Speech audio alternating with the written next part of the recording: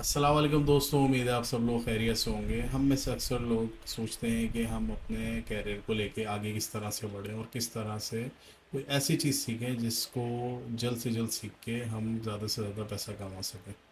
तो अगर आपका इंटरेस्ट आईटी के अंदर है तो कुछ मैं प्रोफेशंस आपके के सामने रखूँगा जिसको आप लर्न करके, जिसके बारे में लर्न करके और उसमें एक्सपर्टीज़ हासिल करके आप इंशाल्लाह अपने करियर को आगे बढ़ा सकते हैं।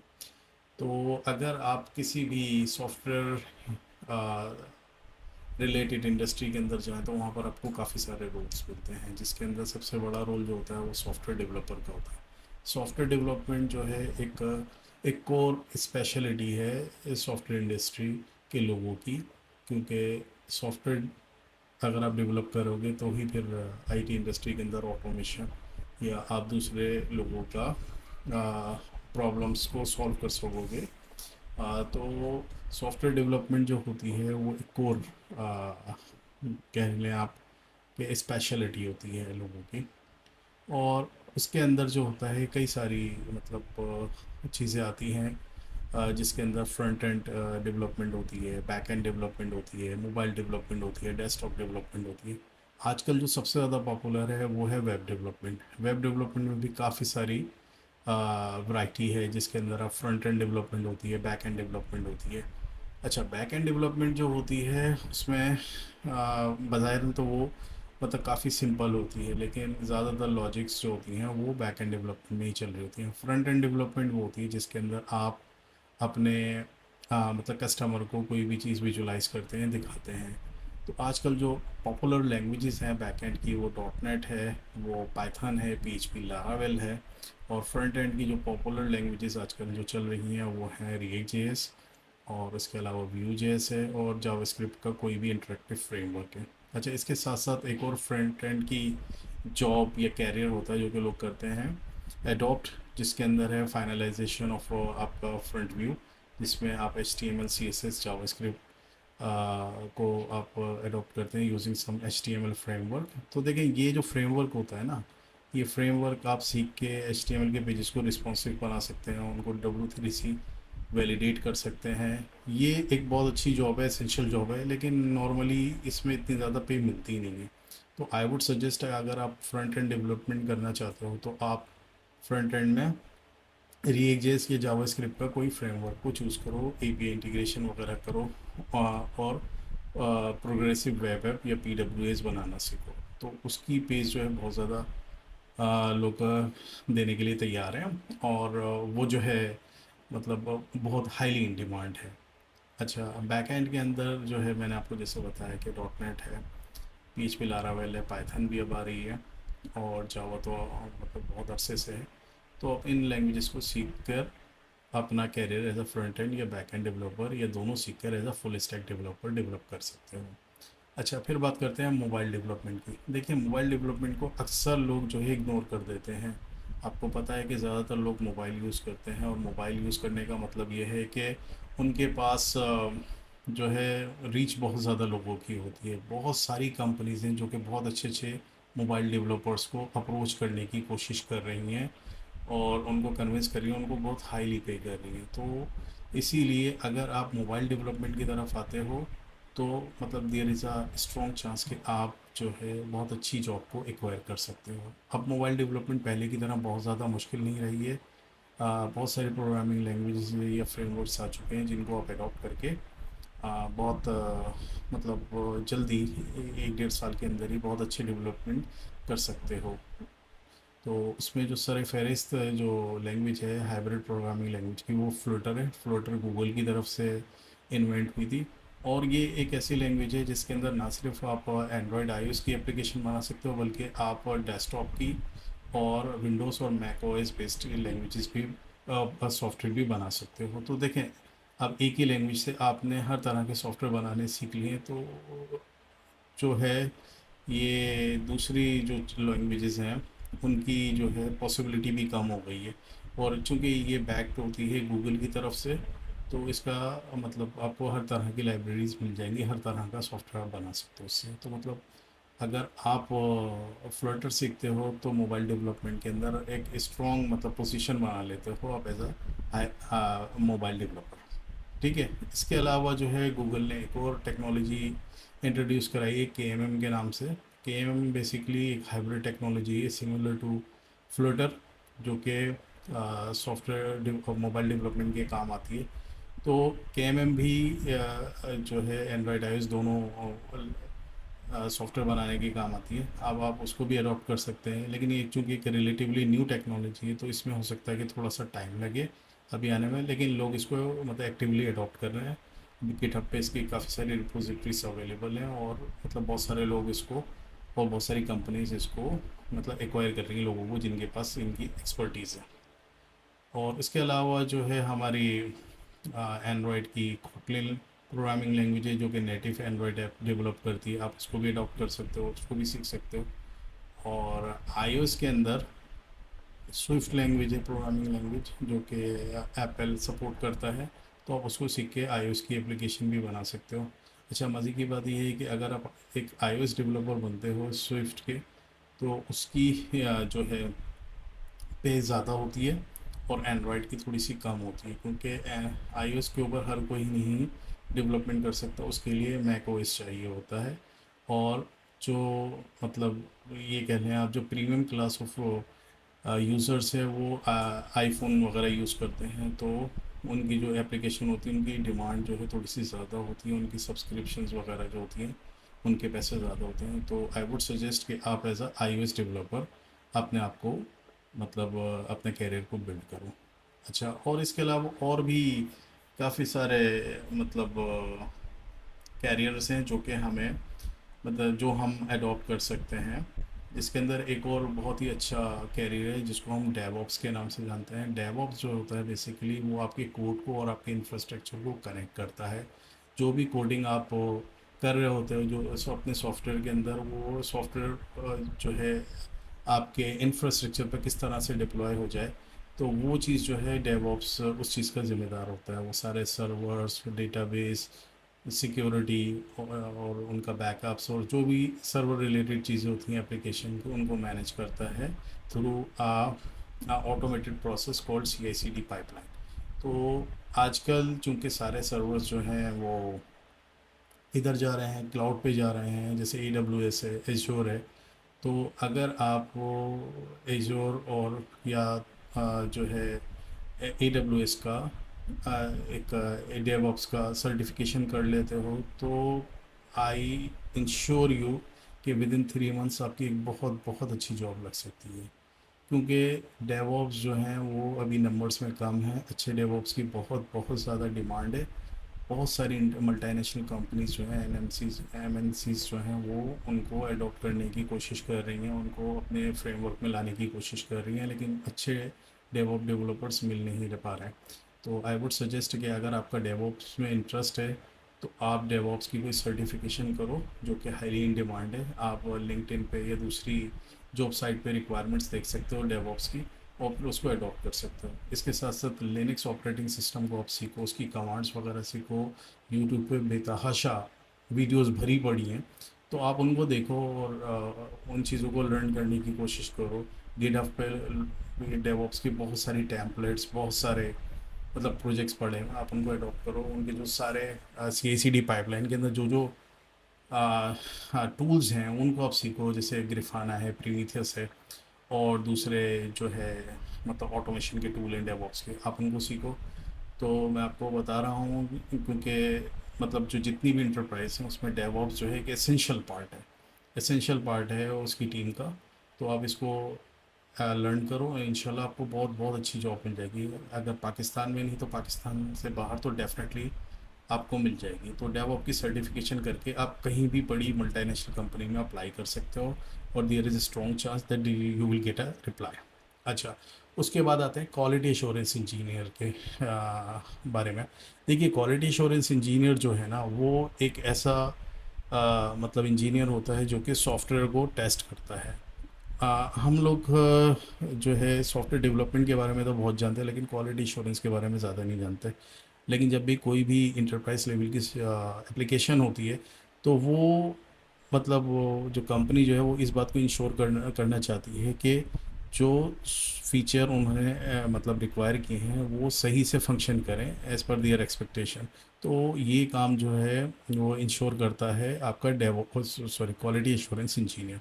तो क्वालिटी एश्योरेंस इंजीनियर में दो तरह के इंजीनियर्स होते हैं, एक तो होता है आपका मैनुअल टेस्टर और दूसरा आपका ऑटोमेशन इंजीनियर। तो जो मैनुअल टेस्टर होता है वो तो मतलब ऐसा है कि आप रिक्वायरमेंट लेकर आप मतलब कोई भी एक ऐसा शख्स जो कि बेसिक नॉलेज हो जिसको कंप्यूटर की, वो टेस्ट कर सकता है वेबसाइट या मोबाइल एप्लीकेशन, और वो इतना ज़्यादा इन डिमांड नहीं होता। लेकिन जो ऑटोमेशन इंजीनियर होता है वो जो है कुछ ऑटोमेशन सॉफ्टवेयर के थ्रू टेस्ट करता है पूरा एप्लीकेशन को, और मेक श्योर करता है कि वो as per the customer requirement है with respect to functional requirement, performance requirement, security requirements, data requirements और दूसरी रिक्वायरमेंट जो कि उन्होंने मतलब बोला है कि वो आप इंश्योर करो इस चीज़ का। तो ये भी अगेन बहुत ही हाईली पेड जॉब है। क्वालिटी एश्योरेंस इंजीनियर मैं ऐसे लोगों को भी जानता हूँ जो कि मिलियंस ऑफ रुपीज़ में अपनी सैलरीज ले रहे हैं। अगेन इसको लिए भी आपको मतलब इसके जो स्पेसिफिक सॉफ्टवेयर हैं जैसे सिलीनियम है, जे मीटर है और दूसरे सॉफ्टवेयर जो कि ज़रूरी हैं मतलब क्वालिटी एश्योरेंस इंजीनियर के प्रोफेशनल के लिए, आप इसको सीखो और इसकी कोई सर्टिफिकेशन करो। मैं बार बार सर्टिफिकेशन का इसलिए बोल रहा हूँ, देखिए क्योंकि सर्टिफिकेशन ही एक ऐसी चीज़ होती है जिसके थ्रू एक कंपनी आपको एक दूसरे सॉफ्टवेयर डेवलपर या क्वालिटी एश्योरेंस इंजीनियर से डिस्टिंग करती है। अगर आप सर्टिफाइड नहीं हो तो फिर तो कोई भी क्लेम कर सकता है कि मैं भी ऑटोमेशन इंजीनियर हूँ। तो कंपनी के पास एवोल्यूशन का एक ही तरीका होता है। तो अगर आप मतलब क्लाउड से स्टैंड आउट रहना चाहते हैं तो you must do this certification. अच्छा, तो ये तो कोई क्वालिटी एश्योरेंस इंजीनियर की बात। अच्छा, अब अगर हो सकता है कि आपका टेक्निकल माइंड ना हो, आप नहीं चाहते हो कि कोड्स में या आप एल्गोरिथम में उलझो, तो आप एक और जो है फील्ड है उसको अडॉप्ट कर सकते हो जो कि बिज़नेस एनालिस्ट की कहलाती है। बिज़नेस एनालिस्ट का काम क्या होता है? बिज़नेस एनालिस्ट का काम होता है कि वो कस्टमर की सारे रिक्वायरमेंट्स को अंडरस्टैंड करता है, और उसको अंडरस्टैंड करने के बाद वो प्रोजेक्ट मैनेजर के साथ कोऑर्डिनेट करता है ताकि फिर उन रिक्वायरमेंट्स को कुछ ऐसे रिक्वायरमेंट्स बना दें जिससे वो सॉफ्टवेयर डेवलप हो सके। तो बिज़नेस एनालिस्ट जो होता है ना वो बेसिकली इंश्योर करता है कि जो भी रिक्वायरमेंट कस्टमर मांग रहा है वो सारी रिक्वायरमेंट्स इनकी कंपनी पूरी कर सके। वो सारे टूल्स, वो सारी सर्विसेज, वो सारे डेटा सोर्सेज अवेलेबल हों, और कस्टमर के रिस्पेक्ट से वो सारी चीज़ें मतलब इम्प्लीमेंटेड होना चाहिए सॉफ्टवेयर के अंदर। तो ये काम उसका सिस्टम एनालिस्ट का होता है, और बिजनेस सिस्टम और या बिजनेस एनालिस्ट का होता है, सॉरी। तो देखें, अब बिजनेस एनालिस्ट जो है ना वो आप ये समझ लें कि कस्टमर के बिहाफ पे एक प्रोजेक्ट मैनेजर के साथ कोऑर्डिनेट कर रहा होता है और इंश्योर कर रहा होता है कि भाई आप वो कस्टमर की रिक्वायरमेंट ये है, आप इस तरह से बनाओ। तो वो सारी रिक्वायरमेंट जो भी आती हैं वो बिजनेस एनालिस्ट के थ्रू ही आती हैं। तो आप बिजनेस एनालिस्ट बन सकते हैं, लेकिन इसके लिए आपकी कम्युनिकेशन स्किल अच्छी होनी चाहिए। आपको पता होना चाहिए कि कस्टमर से राइट क्वेश्चन किस तरह से करते हैं, आपको उसकी लैंग्वेज समझ में आनी चाहिए, उसको फॉलोअप करना आना चाहिए, और फिर आपको उसके साथ मतलब इस तरह से इंटरेक्शन करना चाहिए कि वो कस्टमर आपको अपनी सारी इन्फॉर्मेशन मतलब विलिंगली दे दे। क्योंकि अक्सर ऐसा होता है कि कस्टमर को भी नहीं पता होता है कि उनको क्या देना है। तो इसके भी बहुत सारे बिजनेस एनालिसिस के भी बहुत सारे कोर्सेज अवेलेबल हैं। आप कोई भी सर्टिफिकेशन कर सकते हैं और उसके बाद उसको मतलब सर्टिफिकेशन करने के बाद आप किसी भी अच्छी कंपनी में, सॉफ्टवेयर कंपनी में आप अप्लाई कर सकते हैं। तो इट्स अ गुड चांस कि आप एज अ बिजनेस एनालिस्ट जो है मतलब इसी कंपनी के अंदर हायर हो जाए। अच्छा, एक और इंटरेस्टिंग फैक्ट बताता हूँ बिजनेस एनालिस्ट की, कि बिजनेस एनालिस्ट के पास जो है ग्रो का चांस भी काफ़ी होता है। उनके पास बहुत अच्छा चांस होता है कि वो कस्टमर की मीटिंग ना सिर्फ अपने मुल्क में बल्कि आउट ऑफ द कंट्री भी वो कंडक्ट कर सकें। तो उसके लिए आपका स्ट्रॉन्ग चांस है कि आपको ट्रैवल करना पड़ जाएगा, आपको यूरोप, अमेरिका या मिडिल ईस्ट या दूसरी जगहों पे ट्रैवल करना फ्रिक्वेंटली पड़ सकता है। तो मतलब ये देखें आपके कितना अच्छा मतलब आपको अपॉर्चुनिटी मिल सकती है जिसको आप अवेल करके ना सिर्फ आप अपना काम करें बल्कि पूरी दुनिया भी घूम सकते हैं। ठीक है, वो डिपेंड करता है कि आप किस तरह से कौन सी कंपनी को अडॉप्ट करते हैं।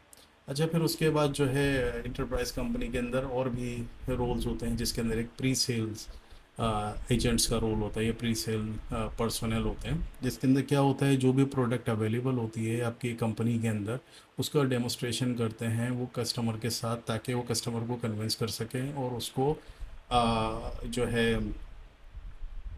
उसको वो कर सकें कि आप हमारा पर जो है ना कन्विंस कर सकें कि हमारा सॉफ्टवेयर आप ख़रीदो।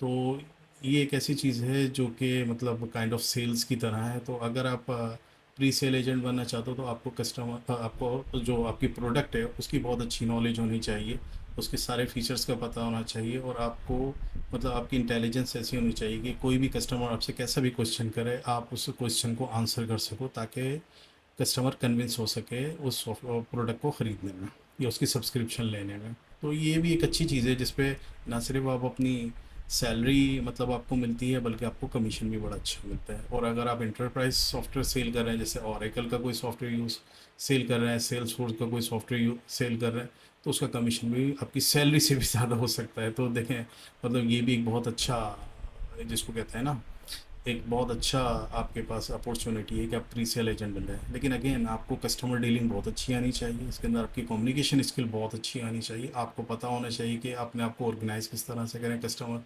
की मीटिंग्स किस तरह से ऑर्गेनाइज करें। आपको मतलब एक बहुत ऑर्गेनाइज्ड पर्सन के तौर पे मतलब प्रेजेंट करना होता है अपने आप को, ताकि आप ना सिर्फ कस्टमर के डेमोस को ऑर्गेनाइज करें, बल्कि आप सारे मतलब डेमोस को फॉलो वगैरह भी करते रहें। ठीक है। अच्छा, फिर उसके बाद एक और मैं बताता हूँ आपको, एक और जो है पोस्ट है जो कि आपकी इंटरेस्ट में हो, वो है सपोर्ट एजेंट्स की। अक्सर एंटरप्राइज सॉफ्टवेयर जो होते हैं वो जब एक बार डेवलप हो जाते हैं, तो डेवलप होने के बाद वो कस्टमर चाहता है कंपनी से ही सपोर्ट लेना, वो इंश्योर करना चाहता है कि जो भी उसके ऑपरेशंस हैं वो स्मूथली रन हो सके, उसमें कोई प्रॉब्लम ना हो। तो उसके लिए जो है सपोर्ट एजेंट्स का रोल आता है। सपोर्ट एजेंट्स बेसिकली 3 लेवल्स के होते हैं, L1, L2, L3। तो जो होता है L1 सपोर्ट की मैं भी बात कर रहा हूँ। L1 सपोर्ट क्या होता है, वो ऐसा सपोर्ट होता है जो कि कस्टमर से इंटरेक्ट करता है through some ticketing system like Jira हो गया, जीरा सर्विस मैनेजमेंट और JSM वगैरह। तो आप JSM के थ्रू आप उनसे सारे उनके जो भी बग्स हैं, जो भी प्रॉब्लम्स हैं, आप उनसे अंडरस्टैंड कर सकते हैं और उनसे ले सकते हैं, और फिर उसके बाद वो चीज़ जो प्रॉब्लम को आप आगे फॉरवर्ड कर सकते हैं जो भी रिलेवेंट डिपार्टमेंट है, और उस मसले का हल निकाल सकते हैं। तो आपको सपोर्ट एजेंट बनने के लिए मेक श्योर करना है कि आपको कोई सपोर्ट टूल आता हो, कोई टिकटिंग सिस्टम आता हो। आजकल जो बहुत इन है वो है जीरा सर्विस मैनेजमेंट और JSM। तो JSM की सर्टिफिकेशन अगर आप कर लेते हो और 1-2 साल आप किसी छोटी मोटी कंपनी में काम कर लेते हो, तो there is a strong chance that you will get an opportunity in some big company. और अगेन, जितनी भी बड़ी बड़ी कंपनीज हैं जिनके प्रोडक्ट्स चल रहे हैं, उनमें JSM, सॉरी, उसमें ये सपोर्ट सिस्टम तो होता ही होता है। तो मतलब there is a strong chance कि आपको जॉब डेफिनेटली मिलेगी। तो देखें, ये सपोर्ट एजेंट वगैरह ये सारी जो होते हैं, इनकी जॉब ऐसा होता है कि इनकी जॉब मतलब फिक्स नहीं होती है। इनकी 8 आवर्स की जो है आप कह रहे हैं आप शिफ्ट्स होती हैं। जैसे आपकी रेगुलर आवर्स में भी शिफ्ट हो सकती है, या आपकी नाइट में भी शिफ्ट हो सकती है। और अगर जैसे आप जिस तरह से रोटेशन होगी आपकी, उस हिसाब से आप अपने आप को प्रेजेंट करोगे एज अ मतलब सपोर्ट एजेंट। तो अब यही है चीज़ कि आप भी इसकी सर्टिफिकेशन करके आप कस्टमर को सपोर्ट दे सकते हो, और मतलब उनके ऑपरेशंस को मतलब स्मूथली रन कराने में हेल्प कर सकते हो उनकी। तो देखिए, ये सारे मैंने आपको कुछ बताए हैं जो है प्रोफेशंस जिनको आप अडॉप्ट करके अपने कैरियर को बिल्ड कर सकते हो और आगे बढ़ सकते हो। ठीक है। देखें, मैं फिर आपको बताऊंगा कि कोई भी चीज़ जो होती है वो आपको ओवरनाइट्स नहीं मिलती है, आपको मेहनत करनी होती है। अगर आप मेहनत करोगे तो डेफिनेटली आप आगे ज़रूर बढ़ोगे, और उस चीज़ के अंदर जैसे जैसे आप आगे बढ़ते जाओगे आपका एक्सपीरियंस भी बढ़ता जाएगा, और आप जो है वो नेक्स्ट नेक्स्ट लेवल पे बढ़ते चले जाओगे। और एक लेवल ऐसा आएगा जिसके अंदर आप दूसरे लोगों को मैनेज कर रहे होगे, और फिर डेफिनेटली आप मतलब एक वक्त ऐसा आएगा कि आप एक कंपनी ओन कर रहे होगे। तो अब स्टेप बाय स्टेप आप चीज़ों को लेके आगे बढ़ो, अपना कैरियर बिल्ड करो, अपनी पोर्टफोलियो बनाओ, अपनी लर्निंग करो। ठीक है। जैसे जैसे आपको चीज़ें समझ में आती रहती हैं, उन चीज़ों को अडॉप्ट करते चले जाओ, और उनको लेके आप जो है ना अपना कैरियर को मतलब एक्सेल करो इंशाल्लाह। आई होप ये मेरी थोड़ी सी बड़ी वीडियो थी, लेकिन मैं चाहता था कि आपको कुछ बताना। तो आई होप कि ये आपके काम आई होगी। अगर अच्छी लगी हो तो आप मेरी वीडियो को लाइक कीजिएगा। Thank you very much.